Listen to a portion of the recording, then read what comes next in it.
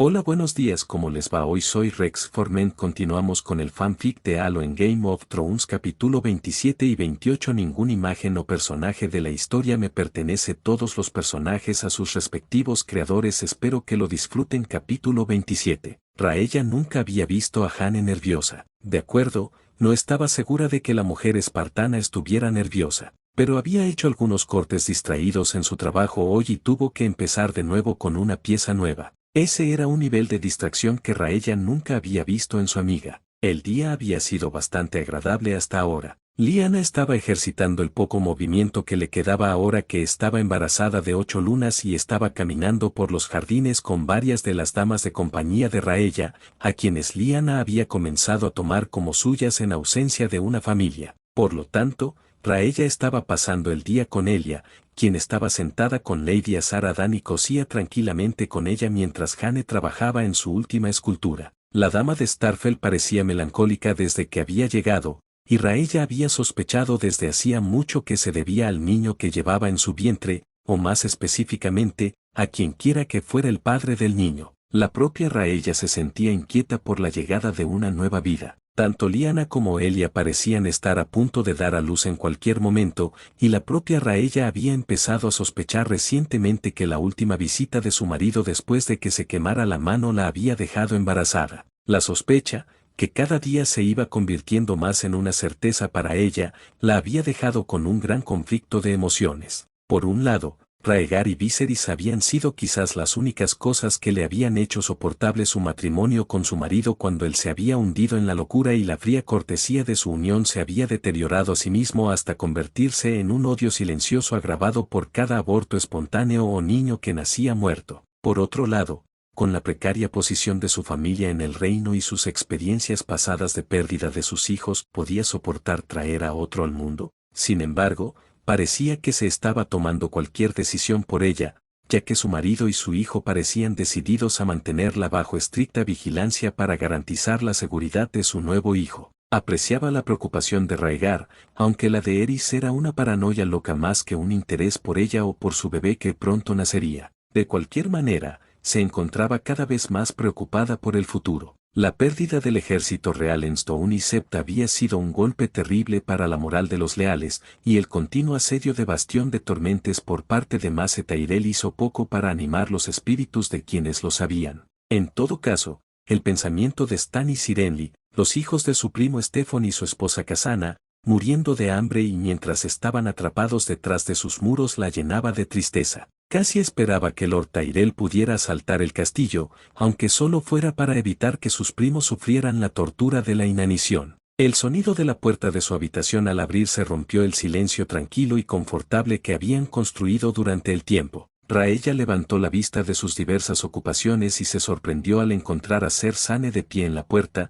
luciendo casi nervioso mientras miraba a una y otra antes de fijar su mirada en Jane. Jane, dijo, un mensaje del capitán. Es para ti. La mirada de Raella se movió de una a otra y creyó ver que la garganta de Jane se movía como si estuviera tragando saliva antes de que la mujer se levantara y caminara hacia la puerta. Sin embargo, antes de irse, se volvió hacia las 3 mujeres con las que había compartido la habitación y asintió con la cabeza. Disculpe, tengo que atender esto, dijo. Raella se preguntó por qué no pudo simplemente leer el mensaje en la habitación, o por qué Ser Sane no le había entregado el pergamino a Jane, pero dado el hecho de que ambos parecían estar expresando más nerviosismo, si era eso, de lo que Raella había visto antes de los espartanos, se preocupó por las noticias que podrían haber llegado al este desde Platea. Por supuesto, Jane sonrió, intentando ser considerada con su amiga incluso mientras se marchaba. Por favor, asegúrate de hablar conmigo más tarde. Me encantaría que me acompañaras a cenar esta noche. Jane simplemente asintió con la cabeza y dijo algunas palabras.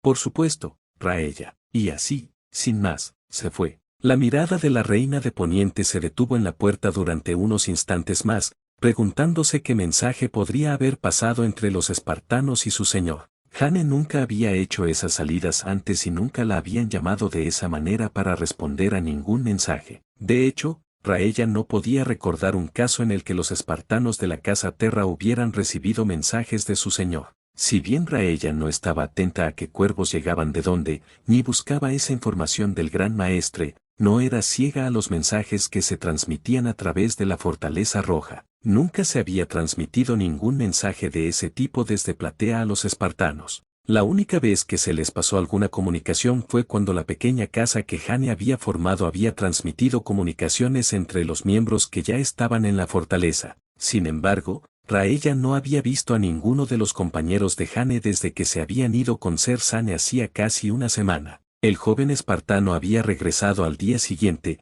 pero ninguno de los niños que habían traído de la ciudad lo había hecho. Los chismes sobre ese tema abundaban en todo el castillo. Después de todo, no era habitual que una familia entera desapareciera siguiendo su cabeza hacia el bosque. Raella se sacudió esos pensamientos de la cabeza. Jane nunca le había dado motivos para pensar que había tenido malas intenciones con los niños que había acogido, por no mencionar que Sersane, Sir Robert y Lord Kurt habían expresado interés en ellos. De cualquier manera, Raella creía en su amiga. Sabía que, con la guerra en curso, las alianzas cambiaban constantemente, pero esperaba haberse ganado la confianza suficiente de Jane para que la mujer hablara en su nombre, aunque no en el de su familia. Jane permaneció de pie, firme, con la espalda erguida y la imagen de la disciplina mientras Kurt la observaba. El holotanque que proyectaba la forma de su oficial al mando en la habitación, por lo demás vacía, mostraba al hombre en toda su altura, más alto que Jane y más alto que cualquier otra persona que Jane hubiera conocido. Los dos permanecieron en silencio,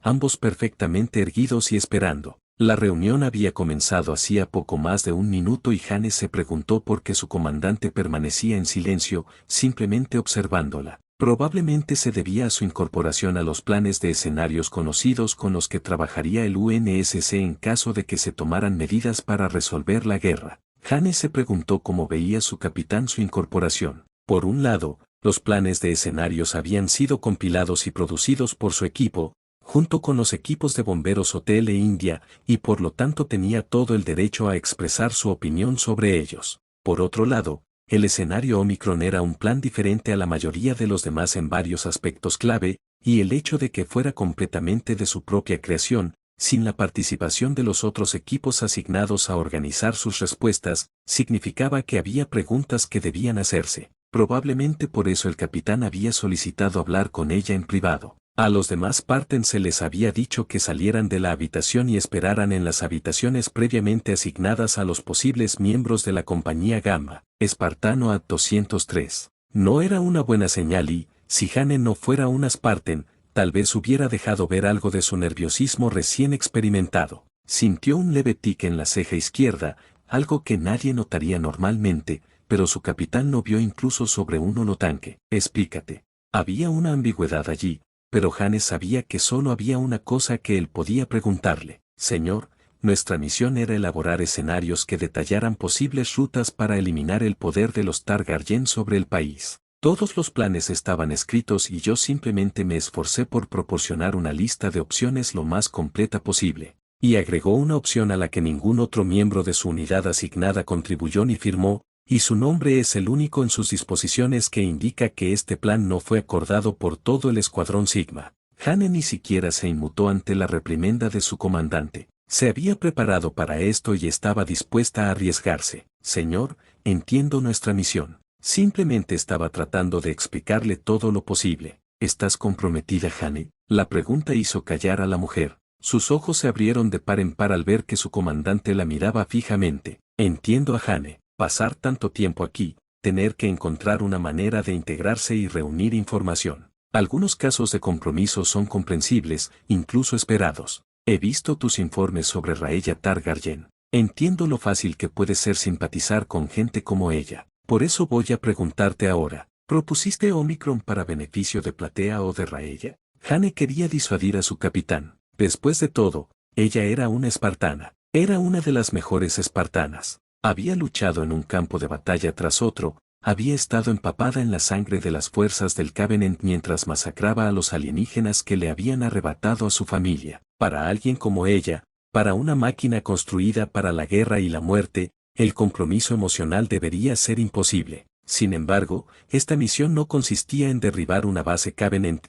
destruir los recursos Covenant o aniquilar una de sus fuerzas de ataque. Esta era una misión contra personas. Además, personas que no eran insurrectas, no eran terroristas. Eran simplemente personas. Raella se había convertido en una amiga para Jane durante los últimos 2 años. Era amable, compasiva y Jane confiaba en ella. Jane había sido enviada a su casa para reunir sus debilidades, para posiblemente y probablemente destruir la influencia de su familia, y ahora Jane contaba a la mujer entre sus amigas más cercanas. Sí, señor. Creo que me han comprometido. El silencio era ensordecedor. Jane se quedó mirando el holograma de su capitán, esperando lo que sabía que iba a suceder. Esperó la reprimenda, esperó la destitución, esperó la orden que sabía que llegaría, esperó que le ordenaran tomar el mando de la eliminación de la casa Targaryen personalmente. Bueno, entonces, el escenario Omicron está aprobado. Spartan. Todo su entrenamiento no la habría preparado para eso.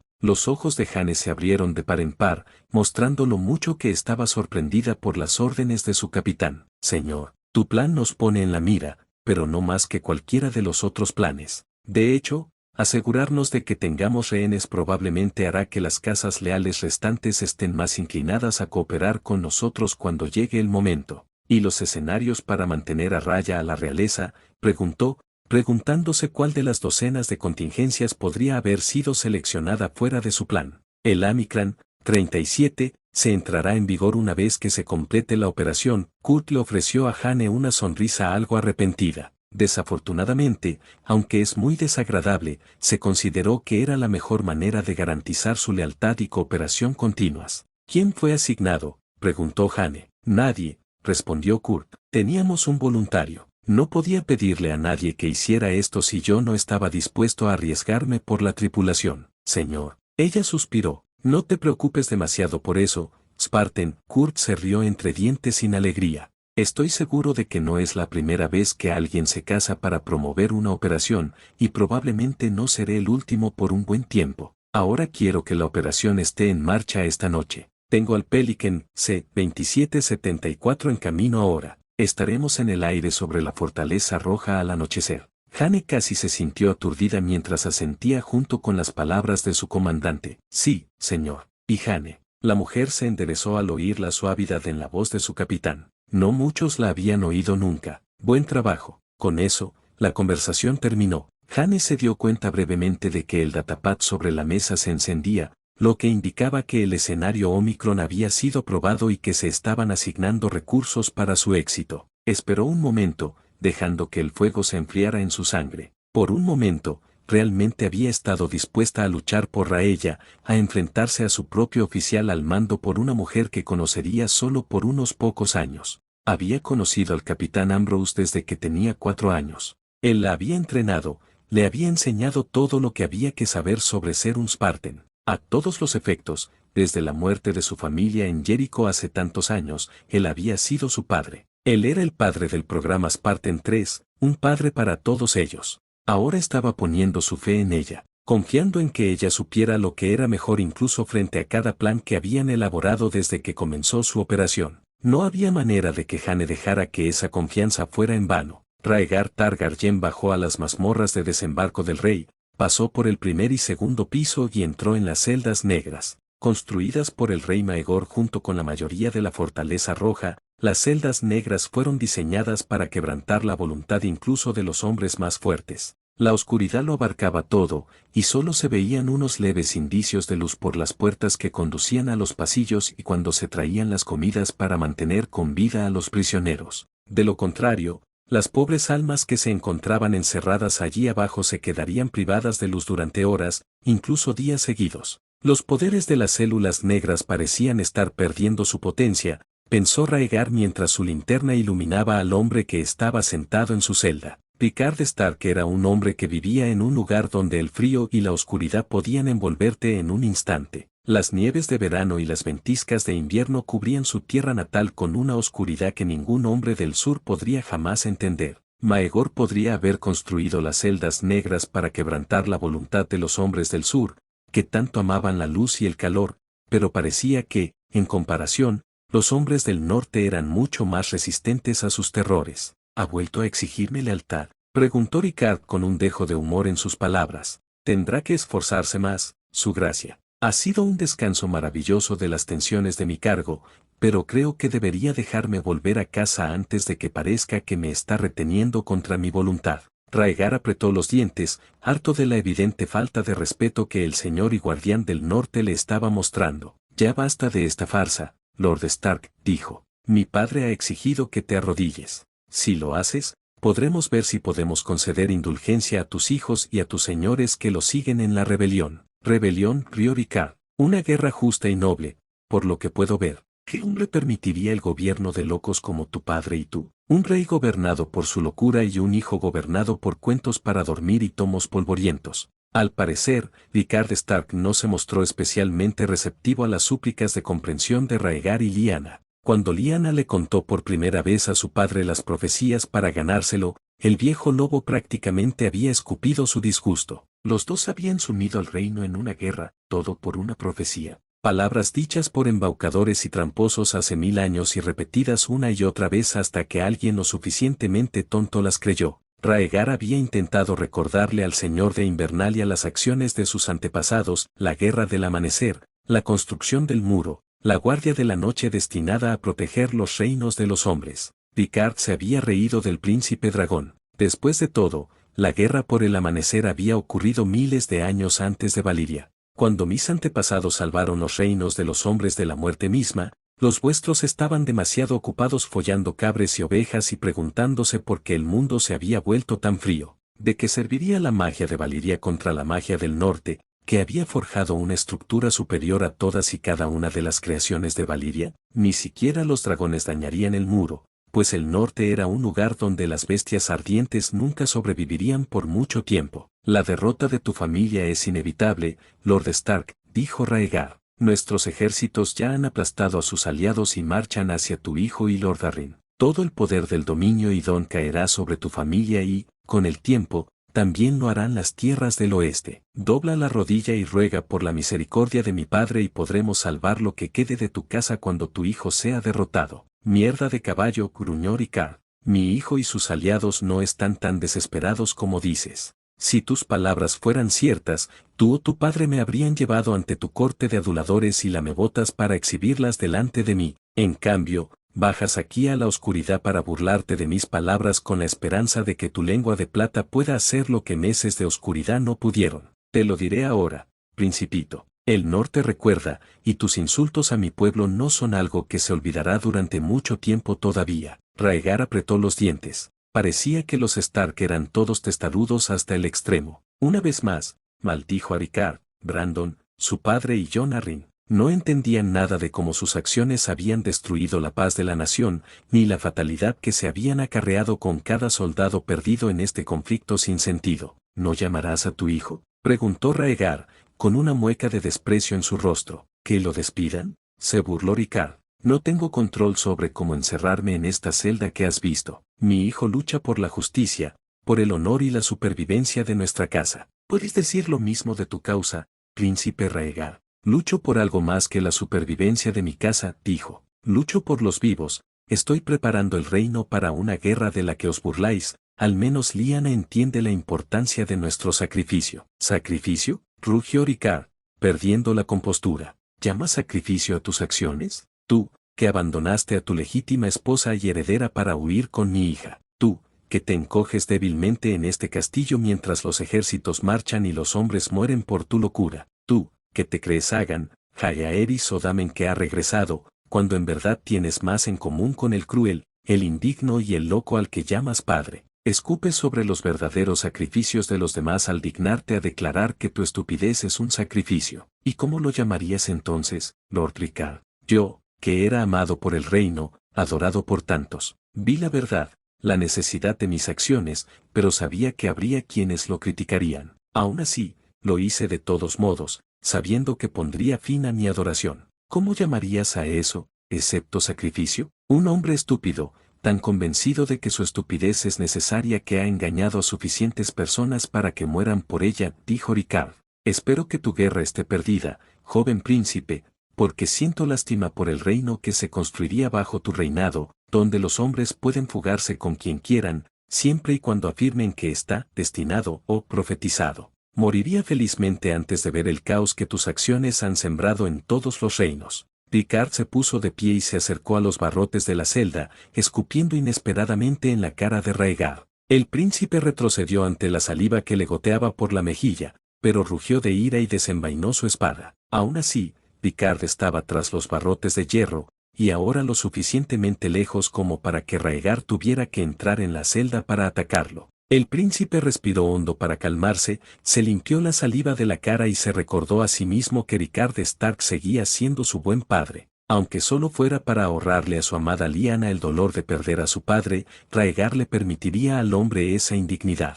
Los 7 reinos han prosperado bajo mi familia como nunca antes, tan envueltos en pequeñas disputas y glorias menores como estaban. Convertimos Poniente en un solo reino, y ahora necesitamos ese reino para luchar, o todos moriremos. Si una vida, una familia, realmente vale toda esta muerte para ti, Lord Stark, podrías acabar con ella, enviar a la gente común a casa con sus padres y madres, con sus hermanos y hermanas, con sus esposas e hijos. ¿Por qué persistes en este desafío obstinado e inútil? Esas palabras serían más apropiadas para ti, joven príncipe, dijo Rickard. Después de todo, fue tu padre quien inició esta guerra al quemar vivo a mi hijo y encarcelarme sin motivo. Incluso Aegon con sus dragones sabía que no debía quemar vivos a hombres sin motivo. Los Targaryen unieron los 7 reinos y concedieron misericordia a tu familia, gruñó Rhaegar. Los Gardeners, los Hors, los Durrandons, cada uno de ellos ahora es polvo, palabras dichas al viento. La casa Stark fue sabia al arrodillarse, pero ahora se alzan, espada en mano para matar a sus patrocinadores que tan generosamente les permitieron quedarse con sus tierras y sus ingresos. Tal vez Aegon hubiera quemado a Torren Stark de todos modos y hubiera podido ver la traición que tu familia traería a la mía ahora. Tal vez lo haga, asintió Rickard, pero nunca lo sabremos, no. Todo lo que veremos es quién ganará esta guerra y, a diferencia de entonces, no tendrás dragones que luchen por ti. Pero de todos modos saldremos victoriosos, dijo Rhaegar por último, girando sobre sus talones y marchando hacia las escaleras.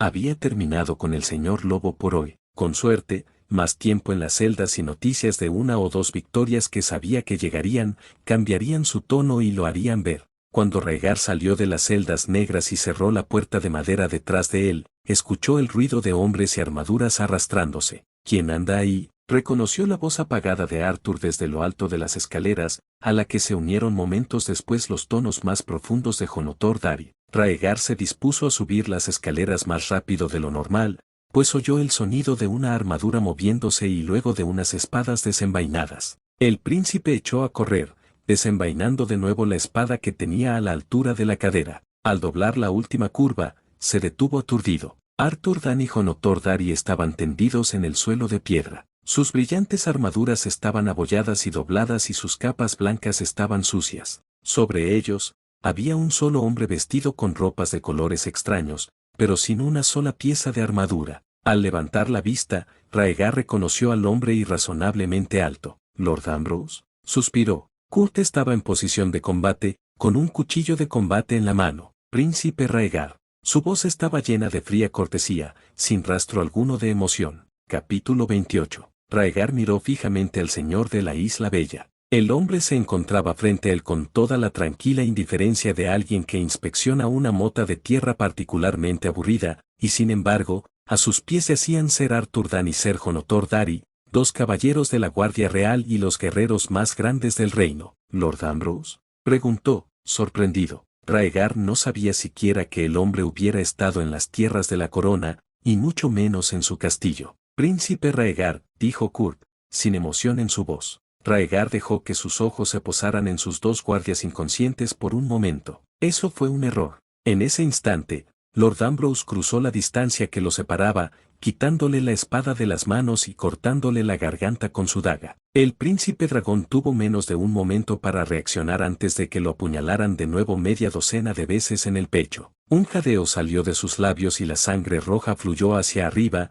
lo que le hizo ahogarse mientras levantaba las manos para intentar detener la hemorragia. Rhaegar Targaryen cayó al suelo, junto a sus 2 guardias reales, mientras Kurt pasaba por encima de su cuerpo sangrante y entraba en la escalera que conducía a las mazmorras. Rhaegar oyó que se abría la puerta y que se oían pasos que descendían mientras su visión se desvanecía por los bordes. El pánico fluía por sus venas mientras se ahogaba con su propia sangre. Esto no podía estar pasando. No era así como se suponía que debía suceder. Raegar sintió que la sangre le obstruía la garganta, asfixiándolo. Los bordes de su visión comenzaron a desdibujarse y desvanecerse, pero el príncipe se negó a morir. No podía. Este no era su destino. Tenía que vivir. Vivir para ver a Lyanna dar a luz a Visenya, vivir para convencer a Elia de la profecía, vivir para entrenar a su hijo y a sus hijas para combatir la oscuridad. Se suponía que Raegar no moriría allí, en el suelo por la espada de un asesino, un hombre que no había completado su destino. Más pánico inundó sus venas,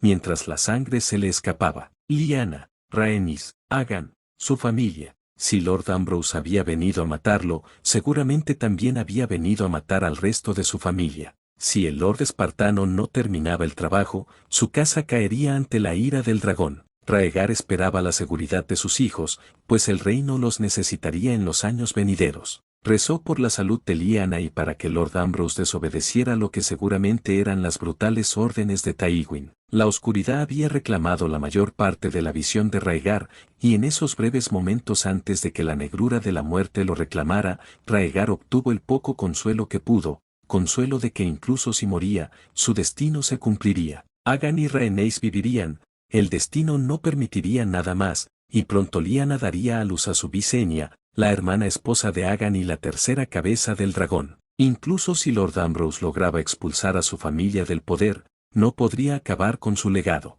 Aegon, Rhaenys y Visenya regresarían y traerían venganza sobre la casa Terra y sobre cualquiera que se atreviera a interponerse en el destino de su familia. Rhaegar Targaryen murió satisfecho, al menos, satisfecho de que el destino se encargaría de que se cumplieran todas sus predicciones. Satisfecho de que nada podría detener las ruedas del destino que lo harían recordar por lo que realmente era, un hombre de visión difamado por hacer lo que había que hacer. A Kurt no le importaban en absoluto las palabras que Rhaegar Targaryen pudiera haberle dirigido. La muerte del príncipe era una misión, aunque no específicamente suya. Tocando el auricular con el que estaban equipados todos los miembros de la operación, le contó lo sucedido. Spartan actual, aquí Spartan, 051. Objetivo Beta, 2 eliminado. Recuperación de los objetivos Gamma, 8 y Gamma, 9 según lo planeado. Recibido, Spartan, 051. Spartan, a 325, se le ha asignado la tarea de ayudar en la transferencia de los objetivos Gamma, 2, Gamma, 4,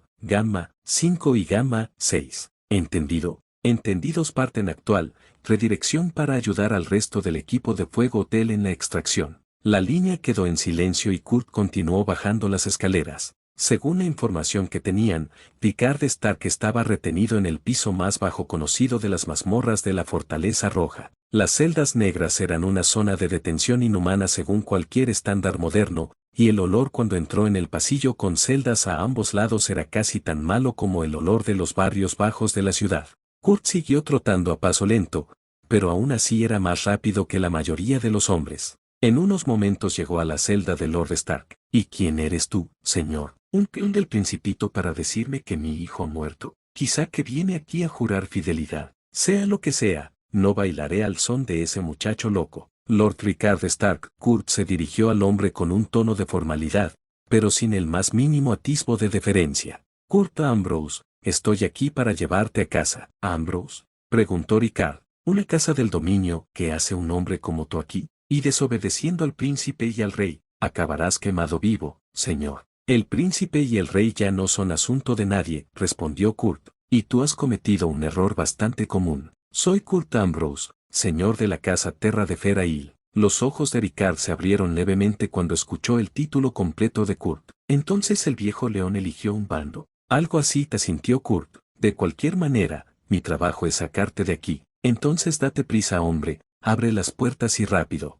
Eso no será necesario. Kurt se acercó a las barras de hierro de la celda. Con la armadura Mjolnir, Kurt habría podido doblar las barras de metal como si fueran pajitas flexibles. Sin embargo, como la armadura de media tonelada era demasiado pesada en la fortaleza construida de manera primitiva, los tres equipos y él habían optado por la armadura corporal y la vestimenta estándar de la UNSC, del tipo que se habría utilizado para los marines o el ejército, si hubiera fuerzas de ese tipo estacionadas a bordo del Platea. Kurt, En cambio, simplemente se acercó a la celda y, al ver dónde estaban colocadas las barras de hierro en el arco de piedra del borde de la celda, preparó una serie de puñetazos y patadas bien colocados. El metal no se dobló ni se rompió de inmediato, pero los accesorios en los que estaban colocados se desmoronaron bajo la fuerza y, en unos momentos, hubo un hueco en la celda lo suficientemente ancho como para que pasara un caballo. Picard Stark observó con asombro cómo Lord Kurt atravesaba el hueco y ofrecía una mano. Vamos,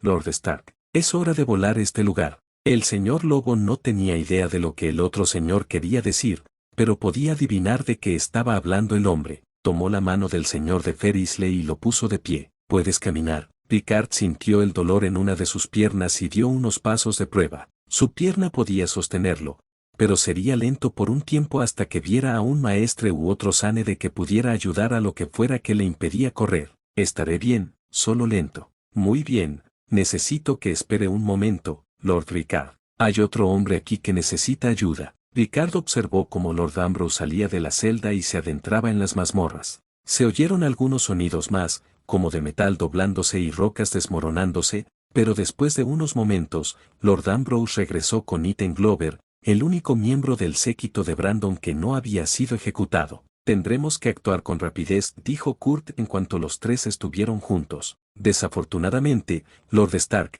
ni usted ni Lord Glover parecen estar en condiciones de actuar con rapidez, así que, con el debido respeto, lo pondré sobre mis hombros. Escuche, mi señor, he enfrentado meses y años de cautiverio de pie, no permitiré que una cara nueva en nuestro país me cargue sobre su espalda como si fuera un niño llorón. Entonces lo siento, Lord Stark, puedes maldecirme más tarde cuando estemos a salvo. Más rápido de lo que Ricard pudo reaccionar, Kurt levantó a los dos hombres y los arrojó sobre su hombro como si fueran bolsas de papas. Se dio la vuelta y salió de la celda antes de correr de inmediato por el pasillo y subir las escaleras. Ricard solo vio que el suelo y las paredes se desdibujaban mientras iban de la celda al pasillo y luego a la escalera. Cuando salieron, Lord Ambrose tuvo que reducir la velocidad un poco al pasar por encima de los cuerpos de tres hombres, hombres que Ricard reconoció. En el suelo, Arthur Dany y Jonotor Dari estaban tendidos, mientras que el príncipe Raegar estaba tirado en el suelo,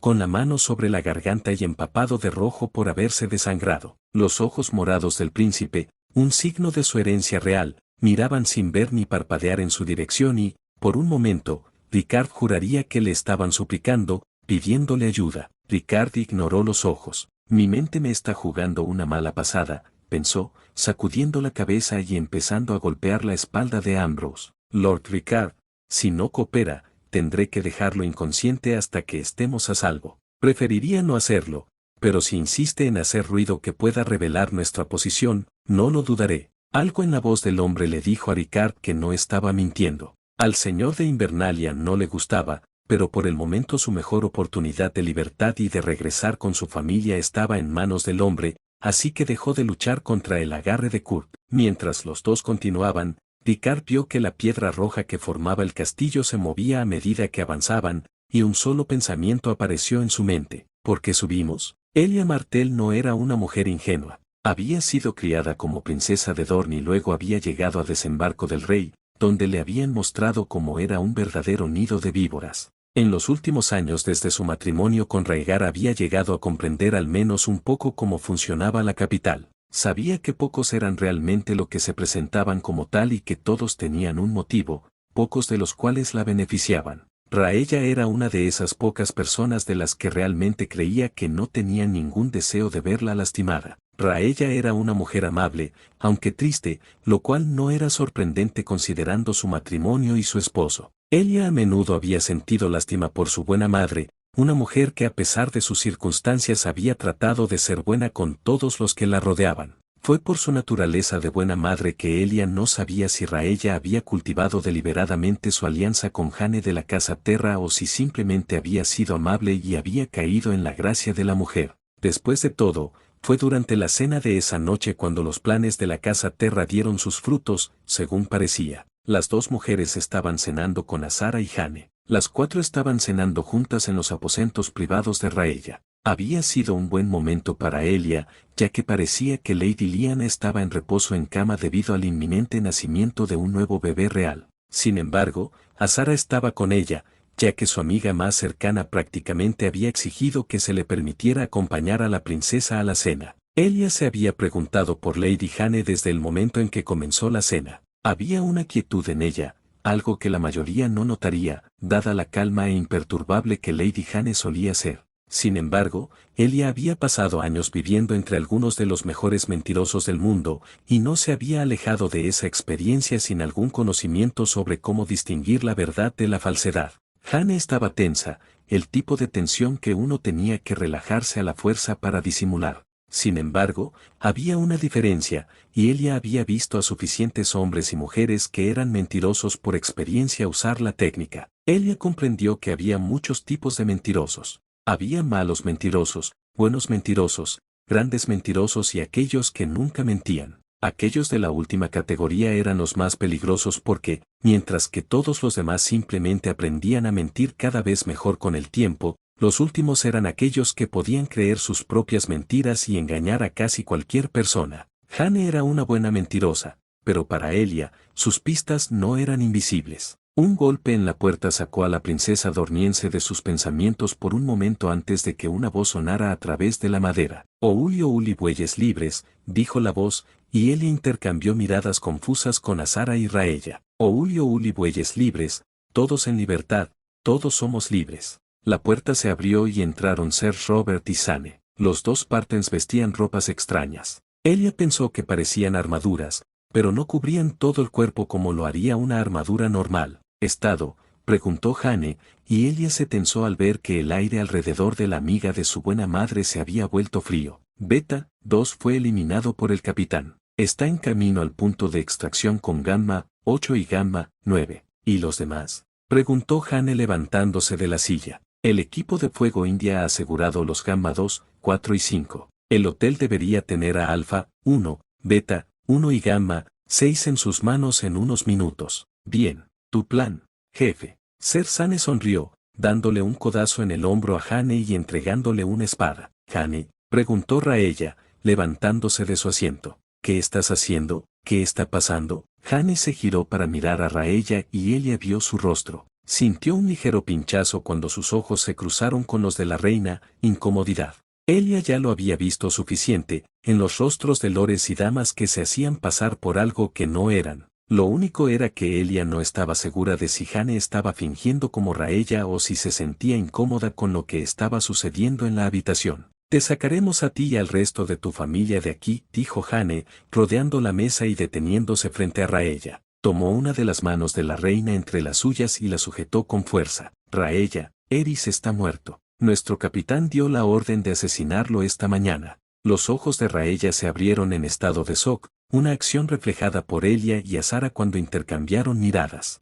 ¿Qué?, preguntó Raella. No, eso no puede ser. Lo es, dijo Jane. Y ahora tenemos que ponernos en marcha. Nuestro capitán nos dio las órdenes. Debemos escoltarlos para que los extraigan a Platea y los protejamos mientras se calma la situación. ¿Te refieres a usarnos como rehenes contra Raegar?, dijo Elia. En ese momento, sentía poco cariño por su marido, dadas sus acciones, pero él seguía siendo el padre de sus hijos y luchaba para asegurarse de que aún tuvieran un trono en el que sentarse una vez que terminara la guerra. El reino no ha luchado por el rey loco, dijo. Luchan por Raegar y Agan, por la próxima generación. Todo lo que habéis hecho al matar al rey loco es enaltecer a Raegar como rey. Jane, dijo Ser Zane, tenemos que irnos, podemos explicarlo todo más tarde, no tenemos tiempo. Bien, dijo Jane, nos seguirán. Raella, princesa Elia, tenemos al príncipe Viserys, así como a la princesa Rhaenys y al príncipe Agan ya bajo nuestra custodia. Tendremos a la princesa Lyanna en unos minutos y nuestro capitán ya ha liberado a Lord Stark de las mazmorras.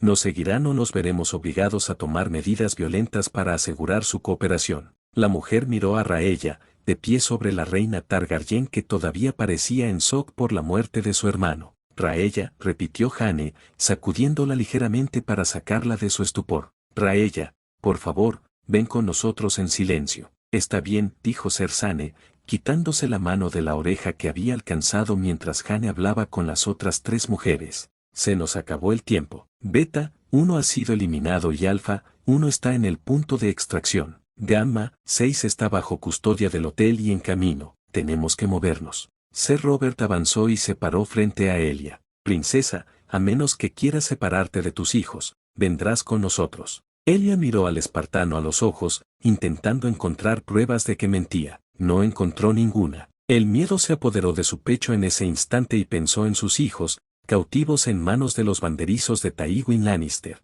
La princesa dorniense se mordió el labio inferior, sopesando mentalmente sus opciones. Podía poner en evidencia el engaño del hombre, pero si no estaba mintiendo, podía morir y dejar a sus hijos en manos de la casa Terra. Elia, Azara, vamos con ellos. Las dos mujeres dirigieron su mirada hacia Raella, quien miraba a Jane y observaba a su amiga. No tenemos elección, continuó. Tienen a los niños, Eris está muerto y también Raegar, ¿no es así, Jane? Jane ni siquiera parpadeó. Sí. Elia jadeó y las lágrimas comenzaron a acumularse en los ojos de Raella. Vamos. Juntas como una sola, las tres damas fueron guiadas y rodeadas por espartanos, avanzando por los pasillos hacia las torres más altas de la Fortaleza Roja. El grupo comenzó a ascender por una escalera circular que conducía al techo de una de las torres, lo suficientemente alta como para contemplar toda la ciudad de desembarco del rey. ¿Por qué nos llevas a una torre?, preguntó Azara. Si esperas secuestrarnos, al menos deberías intentar escapar.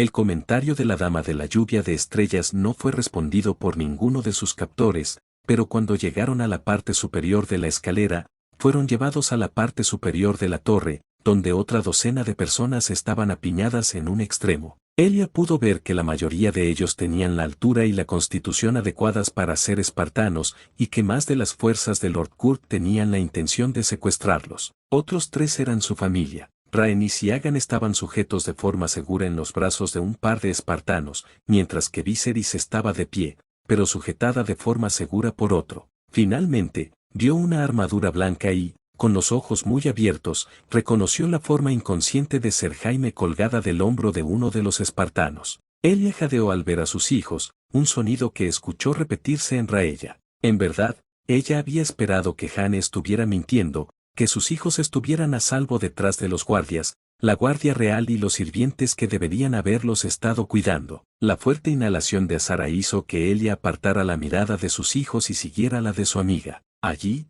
apoyados contra la pared de la torre, estaban Rickard Stark y Iten Glover. Se veían harapientos y delgados, con espesas barbas que enmarcaban sus rostros y mostraban cuánto tiempo habían estado recluidos en las celdas negras.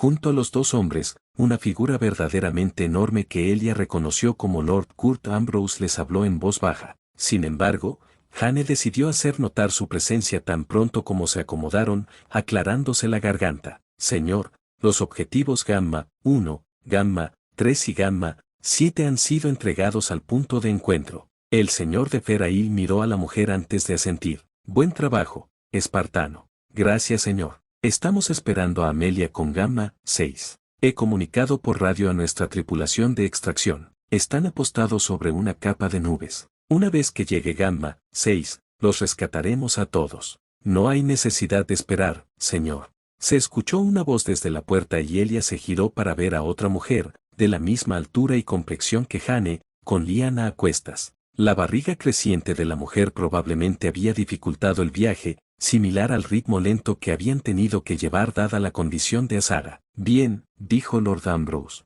Aquí Spartan, 051 Spartan actual, tenemos todos los objetivos localizados, se solicitó la recogida del Pelican sobre la torre noroeste, se lanzó la bengala. Se escuchó un sonido parecido a un silbido o a su lado y vio una luz extraña en un palo que sostenía uno de los espartanos. Brillaba en la oscuridad de la noche, un extraño color verde del que ella se apartó de inmediato, temiendo un incendio forestal. Afirmativo Pelican, 47, Nainer, tenemos miembros frágiles presentes para la extracción. Solo trate de que el vuelo sea tranquilo. Elia se preguntó con quién estaba hablando el hombre, tal vez él también estaba loco. Después de todo, había matado al rey y al príncipe, según Lady Jane, y luego había llevado a toda la familia real a lo alto de una torre. A menos que estuviera tratando de matarlos a todos arrojándolos desde el techo de la torre, lo cual era poco probable, ya que podría haberlos matado simplemente en la habitación. ¿Qué tenía planeado? Pasaron unos momentos y Elia esperó con los demás rehenes.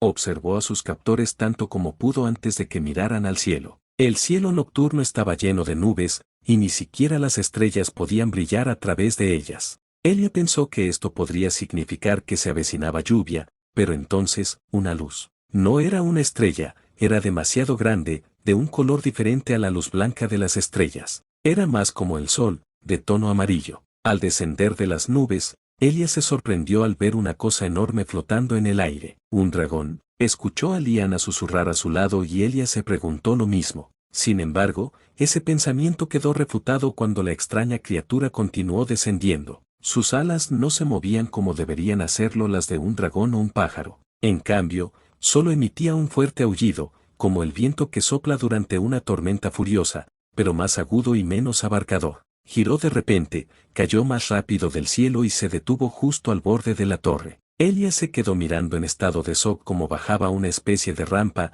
como un puente levadizo, pero sobre el aire libre en lugar de sobre el agua. Todos a bordo, ordenó Lord Ambrose y, en cuestión de momentos, vio a sus hijos siendo llevados a bordo por los Partens. Jadeó, casi gritó. Quería exigirle a Lord Ambrose que trajera a sus hijos de vuelta, pero en lugar de eso, Sir Robert la hizo avanzar hasta que ella también se subió a la extraña criatura. Se sentó junto a Sara, con Raella entrando después y Lord Ambrose trepando por último. Todos los objetivos asegurados. Hora de volver a casa, dijo, pasando junto a ellos por lo que parecía ser una especie de puerta. Jane, quiero que te asegures de que todos estén tranquilos hasta que regresemos a Platea, ¿entendido? Sí, señor, escuchó Elia que decía la mujer. Y Jane, el señor se dirigió a ella de nuevo. Sí, señor, preguntó ella. Este era tu plan, si alguien nos causa problemas, es tu responsabilidad encargarte de ellos. Sí, señor, Jane casi sonó resignada, pero luego volvió su mirada para observarlos a todos y todos se endurecieron hasta adquirir una mirada de acero. Bueno, hasta aquí el capítulo de hoy, espero que les haya gustado, perdón por la tardanza, pero si ya leyeron mi comentario sabrán que tuve un problema con mi cel, así que no podía subir videos, pero ya estamos aquí y la actividad volverá a la normalidad. Espero que les hayan gustado el video y que tengan un bonito semana. Bye.